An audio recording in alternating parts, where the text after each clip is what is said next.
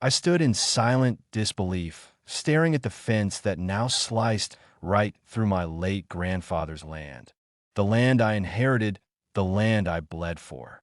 The construction crew waved at me like I was some curious passerby. They had no idea that I owned every inch of this soil. They thought I was powerless, just another bystander. But what they didn't know was that I was the storm they never saw coming. My name is Ryan, and the land they fenced off had been in my family for 3 generations. My grandfather bought it after fighting in the Korean War. My father planted apple trees here. And after both of them passed, I kept the place alive, even when everyone around me said it was worthless, too rural, too remote, too forgotten. But what they didn't understand was some land holds memory. Some land holds blood. A few years ago, a wealthy developer named Garrett moved into our small town. People whispered about him. Flashy suits, big promises, fast money. He began buying up land like candy at a fair, offering struggling families deals they couldn't resist. I wasn't interested, but Garrett didn't take no kindly. One day I came home and found stakes in the ground, red flags fluttering like warnings. A new fence had been installed through my land, not along the edge, not by mistake, right through the middle. At first, I thought it was a joke. I called the county office. They had no record of a legal boundary change. Then I visited the site office. A man in a hard hat told me, Garrett's crew is developing high-end homes. This land is part of Parcel 17C. I showed him the deed. My deed.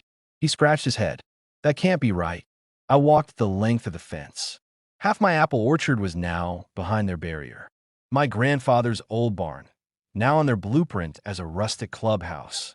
I was boiling inside, but I didn't lash out. Not yet. That night, I visited Garrett's office. He welcomed me like an old friend. Ah, Ryan, I heard about the mix-up. Bureaucracy's a mess, huh? He chuckled. But listen, I'll make you a great offer. Sell now. Clean exit. Triple what it's worth. I refused. Politely. He leaned forward, the charm fading from his smile. This isn't personal. You're just holding up progress. I stood and replied, You're standing on family ground, and you don't even know it. The next week, they started clearing trees from my side of the fence. Chainsaws buzzed. Dirt was ripped open. They didn't wait for approvals. They didn't care. So I gathered every document I had, every title, every survey, every notarized letter. And then I found something Garrett hadn't counted on, an old clause in my grandfather's land purchase, a protective covenant filed back in 1973. It gave us perpetual rights, not just to the land, but to any encroachment by outside parties, with severe penalties, including reversal of ownership for any unpermitted structure built on our soil. And just like that, I had teeth. But I didn't go to court. Not yet. Instead, I went quiet. Let them keep building. Let them pour concrete. Let them spend money. One day, I visited the site again, clipboard in hand, camera in my pocket. They were halfway done with a luxury model home. I asked the foreman for a tour as a prospective buyer. He smiled, showed me around. I took photos, notes. Then I filed my claim. Within a week, Garrett was served with a cease and desist. He laughed it off until the injunction froze his bank account. By the time he realized what hit him, it was too late. But that was just the beginning, because Garrett wasn't the only one who was going to pay. The cease and desist order brought Garrett's project to a screeching halt. Construction equipment stood frozen. Workers were sent home. The luxury homes were only half built, skeletons of greed standing awkwardly on someone else's legacy. But I wasn't done yet. I hired a land use attorney, a quiet woman named Eliza who had the demeanor of a librarian and the instincts of a wolf. She reviewed the protective covenant and smiled. This isn't just trespassing, Ryan, she said. This is willful encroachment with full financial liability.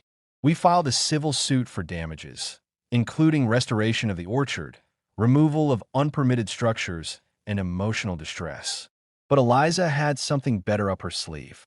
She discovered that Garrett had used forged survey maps in his permit applications, maps that omitted my deed and shifted the property lines just enough to fool the county. That changed everything, because now, it wasn't just a civil case. It was criminal. Garrett's smug confidence began to crack. At first, he sent his lawyers. Then he tried to settle privately. He offered me $1.2 million. I refused. Then he sent someone else. A man in a pickup truck parked at the edge of my land one evening. Didn't say much. Just watched the house. The next day, my mailbox was torn out. The day after that, my fence was spray painted. Sell or regret. But I've been through worse.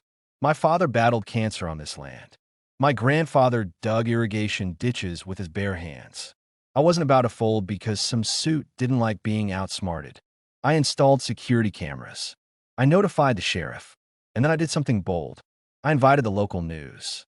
A reporter came, curious about the David versus Goliath story, a farmer defending his land from a luxury developer. They ran a weekend segment titled, Heir to the Orchard, One Man Versus. Big money. That's when everything exploded. The community turned. Neighbors who once ignored my little apple farm now rallied behind it. Social media erupted. People called Garrett a land thief, a fraud, a snake. His reputation, once polished, was now covered in rot. Then came the state auditors. Turns out, Garrett had done similar adjustments to other properties.